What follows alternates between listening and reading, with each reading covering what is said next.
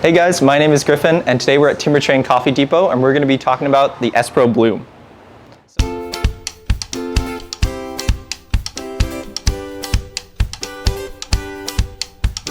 So the Bloom is a new dripper from ESPRO.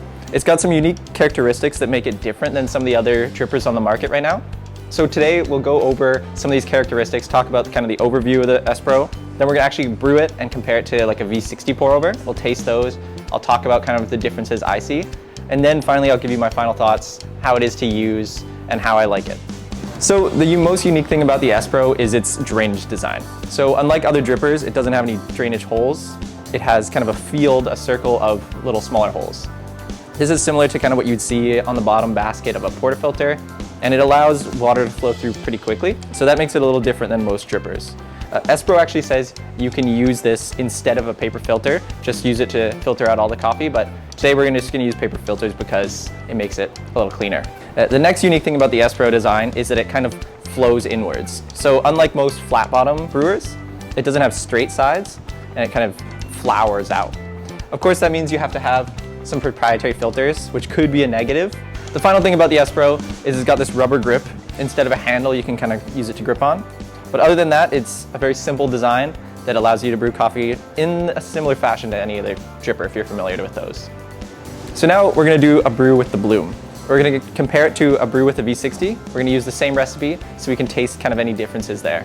The recipe I'm using today is going to be 20 grams of coffee to 320 grams of water. And the coffee I'm using today is a new Colombia from Timbertrain. It's from the farm Finca La Indonesia. It's a really nice wash coffee using a double semi-anaerobic fermentation, and it gives it some nice characteristics. So let's get to brewing. One thing I did find annoying with the Bloom though, is pre-wetting the filter. It tends to kind of stick to the walls and become not as uniform as it usually is, but that's just one little annoyance. Otherwise it works pretty well. So for the recipe today, I'm going to be doing 2 pours. I'm going to do 1 Bloom and then 1 full pour.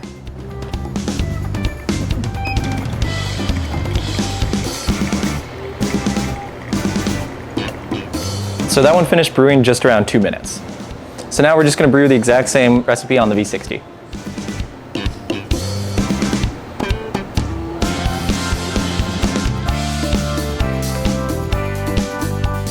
So that one finished right around 2 minutes and 55 seconds. So now we're going to give them a taste. Obviously this is the Bloom, this is the V60. So by no means is this going to be conclusive. I know which one is which, but it gives us a good kind of idea of the little differences between the two, and especially on brewing. So I've let these cool down for about a minute. Let's give them a taste. So the drawdown time was really different, so I'm interested to see how that reflects in the cup. So first the Bloom, and the V60. They're both still hot, they showcase the coffee pretty well, and they're very similar. It's, small differences. It's hard to decide which one I maybe like better. They both have their own characteristics. They're both really great showcases of the coffee. The Bloom tends to be a little lighter, a little sweeter. That was that quick drawdown time, but I'm getting a really nice sweetness from this, but the body is a little lighter. The V60, I'm definitely getting kind of creamier body, not much, but just a little, and it doesn't quite taste just as sweet, but it's got a nice kind of balance and acidity to it. So they're both really similar. They both brewed the coffee very well. I think just in terms of the taste, I like the texture of the V60 a little bit more, but the quick brew time that the Bloom achieved and how it got all this flavor and this sweetness in just like almost a full minute shorter than the V60, it definitely makes it a lot more appealing. So it's really hard to decide between the two. They both have their positives and negatives, but let's get into kind of a final discussion. So the ESPRO dripper, what are my thoughts? Well, it was really interesting to brew it next to the V60 and kind of compare the tasting.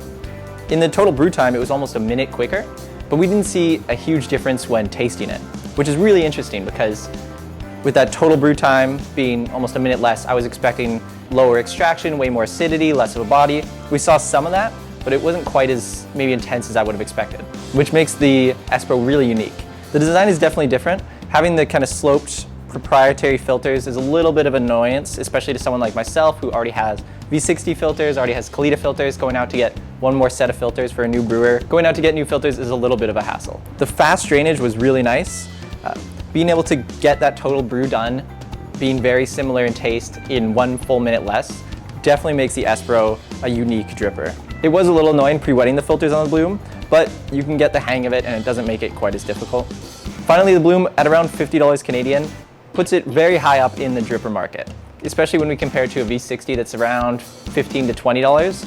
It's definitely up there, but what it offers is a really unique experience. So am I throwing my V60 out and running down to the store to get a Bloom? Probably not.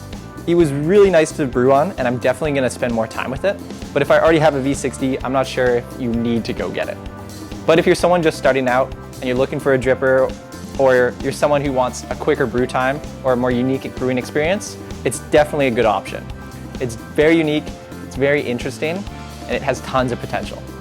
But those are just my thoughts. What do you think? Let me know. But for now, thanks for watching.